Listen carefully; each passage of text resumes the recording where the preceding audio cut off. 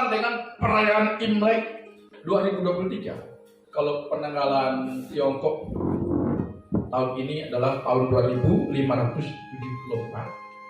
Perayaan Imlek itu adalah perayaan menyambut musim semi, di mana pada masa lalu orang-orang di Tiongkok kalau sudah musim semi itu, perayaan semi itu, mereka menikmati hasil panen yang berlimpah, sehingga mereka merayakan itu, dan sampai sekarang sudah menjadi tradisi.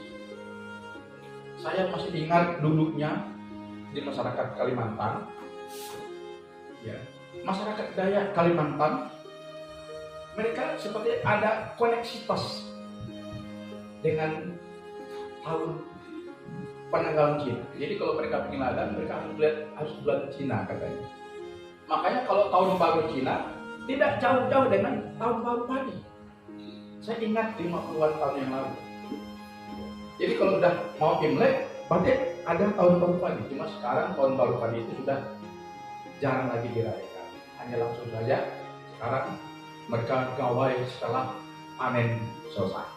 Kalau dulu sebelum panen mereka petik padi 23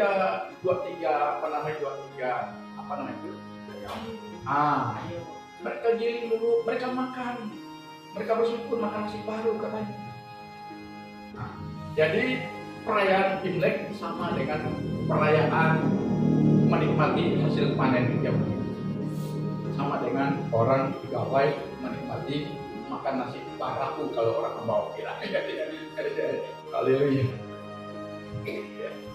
Nah, kira-kira demikian pengertian daripada perayaan Imlek. Tidak ada kaitannya dengan perayaan keagamaan, itu hanya sebagai perayaan ungkapan syukur atas hasil panen yang berlimpah, dan ungkapan syukur itu mereka nyatakan untuk mereka bisa kumpul-kumpul bersama dengan keluarga, saling menghormati, saling menghargai, bercengkrama satu dengan yang lain. Itu adalah hal yang sangat penting. Haleluya.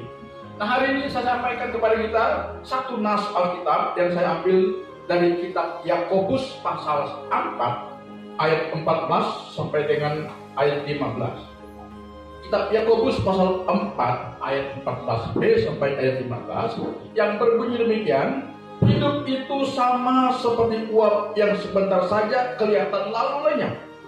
Sebenarnya kamu harus berkata, jika Tuhan yang menghendakinya, kami akan hidup dan berbuat ini dan berbuat ini. Apa arti ayat ini, saudara? Tahun 2023 kita berharap akan menjadi tahun yang penuh dengan pengharapan, meskipun di tengah pengharapan yang belum pasti. Kalau kita melihat, ya, membaca, mendengar pendapat para pengamat, ada banyak hal yang membuat kita takut.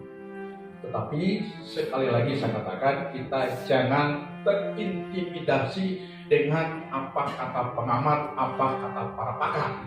Karena firman Tuhan tadi berkata, lagu yang kita nyanyikan tadi mengatakan, jika kita bersama dengan Tuhan dan hidup kita ditentukan hanya oleh kata firman Tuhan, maka kita akan menikmati pembelaan dari Tuhan itu sendiri. Karena itu, Bapak Ibu Saudara yang saya kasih di dalam Tuhan, di tahun 2023 ini kita tidak boleh lagi hidup hanya sekedar hidup, tapi kita harus tahu hidup kita mengalirnya kemana dan bersama dengan siapa kita mengalir. Apalagi di masa-masa pemurnian ini, karena sekarang gereja sedang memasuki masa pemurnian ilahi. Saya dikirimi oleh teman saya di Jakarta, seorang hamba Tuhan juga, bahwa melalui pandemik mulai dari tahun 2020 ada gereja yang tadinya jumlahnya ribuan orang justru sampai 50%. Banyak anak-anak Tuhan ketika mereka mengalami masa pemurnian ilahi ini, bukannya mereka semakin kuat, bukannya mereka semakin mencari Tuhan, tapi banyak yang lari dari Tuhan. Banyak yang tinggalkan persekutuan, banyak yang meninggalkan gereja. Itu sangat berbahaya, saudara. Karena itu, mengawali tahun ini di hari yang ke-22 ini, Tuhan mengingatkan kita harus mengandalkan Tuhan, menata kembali kehidupan kita, kehidupan rohani kita, dan kita mengupayakan diri kita untuk ada di dalam perkenanan Tuhan. Dalam ayat yang kita baca tadi, Yakobus mengingatkan kita untuk tidak melupakan Tuhan dalam setiap rencana kita di tahun ini. Apakah itu rencana pribadi, rencana keluarga, usaha, bisnis, keuangan, pekerjaan, pelayanan, maupun perjalanan kita harus jangan melupakan Tuhan. Kita harus melibatkan Tuhan. Kita harus menyertakan Tuhan. Itu yang Tuhan inginkan dari kita tahun ini. Apapun yang kita kerjakan, kita harus menyertakan Tuhan di sana. Kenapa kita harus menyertakan Tuhan? Paling tidak ada 3 alasan kenapa hidup kita harus menyertakan Tuhan di tahun 2023 ini. Sebab kalau kita menyertakan Tuhan dalam seluruh aspek hidup kita di tahun 2023 ini, saya percaya itulah yang dimaksudkan dengan apa yang saya khotbahkan 3 minggu belakangan ini. Kita akan menjadi pribadi yang dimaksimalkan oleh Tuhan dalam peran dan tanggung jawab. Saya katakan sekali lagi, mengapa kita harus menyertakan Tuhan dalam hidup kita? Yang pertama, saudara-saudara, karena kita ini manusia, tidak tahu apa yang terjadi hari ini. Karena itu kita harus koneksi dengan Tuhan. Jangan sampai kita tidak dekat dengan Dia. Ya. Kita harus dekatkan diri kita kepada Tuhan. Jangan sampai kita menjauh dari Tuhan, karena kita tidak tahu apa yang terjadi pada hari esok. Rahasia ilahi kita tidak bisa ketahui dan tahu. Hanya satu yang harus kita pegang, yaitu iman kita kepada Tuhan. Jangan sampai melenceng, ya. Ini yang pertama, ya. Sedangkan yang kedua, mengapa kita harus menyertakan Tuhan dalam seluruh keberadaan dan perjalanan hidup kita tahun ini? Karena kita manusia memiliki kemampuan yang juga sangat terbatas. Sekalipun memang kita punya potensi, tapi sebenarnya kita juga punya ada batas pada diri kita ini. Nanti kita akan sempurna ketika kita tidak ada bersama Dia. Tapi sekarang kita sedang menuju kepada kesempurnaan. Sekarang ini kita sedang diproses menuju kepada kesempurnaan. Memang kita belum sempurna. Memang kita masih terbatas. Memang kita masih banyak kekurangan dan kelemahan. Tapi kita sedang diproses oleh Tuhan untuk menjadi pribadi yang sempurna. Nah, bagaimana kita menjadi pribadi yang sempurna? dengan kita terus melibatkan Tuhan dalam seluruh aspek hidup kita, menyertakan Tuhan dalam hidup. Percuma kita percaya Allah yang kita sembah adalah iman. Dia menyertai kita, tapi kita tidak menyertakan. Sangat masalah. Kita percaya itu Tuhan itu Immanuel menyertai kita, tapi kita tidak mau menyertakan Tuhan.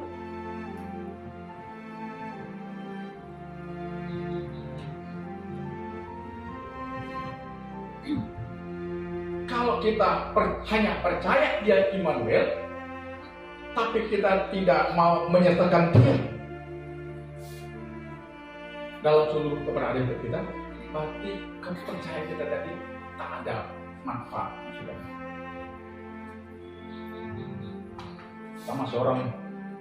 Sama seperti ilustrasi orang pemain sirkus ketika dia menyeberang satu tali di sebuah dalam sebuah tempat yang curam ya. Dia menyeberang tanpa ada alat pengaman. Wah, orang bertepuk tangan. Wah, hebat. Tapi ketika ditantang, ayo siapa yang mau ikut? Aku gendong. Semua orang tidak mau. Tidak berani. Cuma ada satu anak yang berani.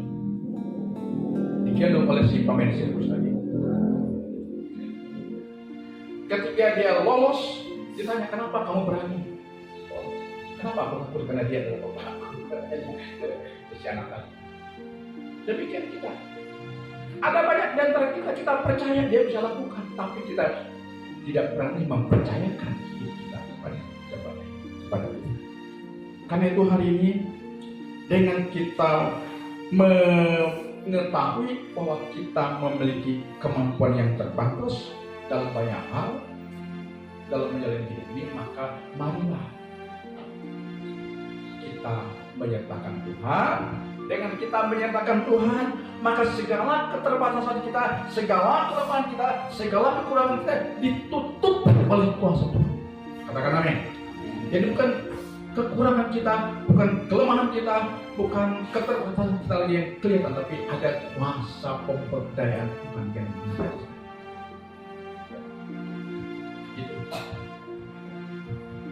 Jadi ada kuasa pemberdayaan Tuhan yang membungkus kita, sehingga kita tidak lagi terus berada dalam keterbatasan, dalam kelemahan dan kekurangan.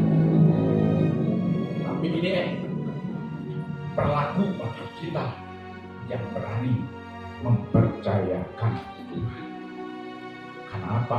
Tuhan yang kita percayai adalah pencipta kita yang tidak terbatas. Hari ini kami mengajak kita tahun 2023 ini kita mempercayakan Tuhan. Katakan amin. Dengan kita mempercayakan Tuhan, kita berimmanuel dengan Dia. Dia menyertai kita, kita mempercayakan kita kepadanya. Maka percayalah, saudara akan mengalami kuasa pemberdayaan. Segala kekurangan, kelemahan, keterbatasan itu dibungkus oleh kuasa pemberdayaan. Kita akan terheran-heran, kenapa aku bisa seperti ini? Katakan amin. Alasan yang ketiga, kenapa kita harus menyertakan Tuhan dalam seluruh keberadaan dan perjalanan hidup kita? Jawabannya adalah karena umur kita manusia ini juga adalah terbatas. Kita tidak tahu kapan hari dan saatnya garis hidup kita selesai. Kita tidak pernah tahu kapan kontrak karya kita di dunia ini akan selesai.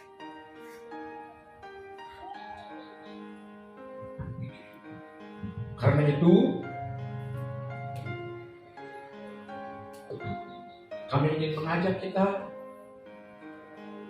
dengan kita tidak mengetahui kontrak karya kita di dunia ini akan selesai kapan, maka marilah kita tetap terjalin dengan Sang Pemilik kehidupan itu sendiri. Amin. Sekalipun tubuh Tanah kita ini sudah tidak ada lagi di dunia yang kami, tapi ada keberlanjutan hidup kita di alam bersama ini. Haleluya, haleluya, haleluya, haleluya. Ini yang saya katakan minggu kemarin, kita harus mencapai goal kehidupan. Jadi goal kehidupan tidak hanya kita gaulkan untuk perkara-perkara sementara, tapi goal kehidupan juga harus mampu menghantar kita dalam kebersamaan kita dengan Sang Pemilik kehidupan, yaitu Tuhan Yesus Kristus. Karena Yesus berkata, di mana aku berada, di situ pun kamu. Ingat apa yang saya sampaikan minggu kemarin, bahwa Tuhan tidak menghendaki satu pun di antara kita yang binasa masuk ke rumah. Ketetapan Tuhan itu sudah final dan jelas. Dia tidak menghendaki satu pun di antara kita yang binasa.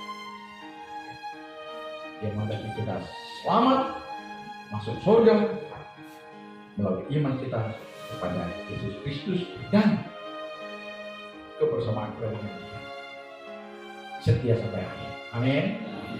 Haleluya.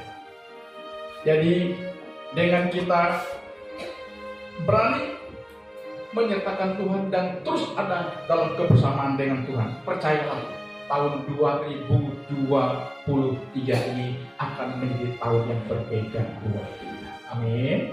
Saya percaya sekalipun dunia ini akan goncang, mungkin ekonomi kita akan diobok-obok, percayalah kita akan mengalami pembelaan. Katakan amin. Kita akan tetap tegak berdiri karena ada kuasa pemberdayaan Tuhan dan terus bersama dengan kita, dan Dia adalah potensi kita. Inilah jaminan hidup kita. Dan kalau Dia sudah menjadi jaminan hidup kita, maka sudah barang tentu kewajiban kita harus membayar premi yang tidak boleh kita abaikan. Premi kita adalah ibadah kita, doa kita, mempercayakan hidup kita kepada Tuhan. Tidak mungkin kita bisa klaim asuransi kita kalau kita tidak membayar premi sampai batas kontrak yang disepakati. Haleluya, haleluya, haleluya. Jadi marilah hari ini kepada kita yang hadir di ibadah pas bertepatan dengan perayaan Imlek kali ini, kita akan menjadi pribadi yang tampil beda, karena kitab Meleaki mengatakan akan ada perbedaan antara orang-orang yang beribadah, yang menyatakan aku dalam hidupnya, dan orang-orang yang tidak beribadah, yang tidak menyatakan aku dalam hidupnya. Akan ada perbedaan.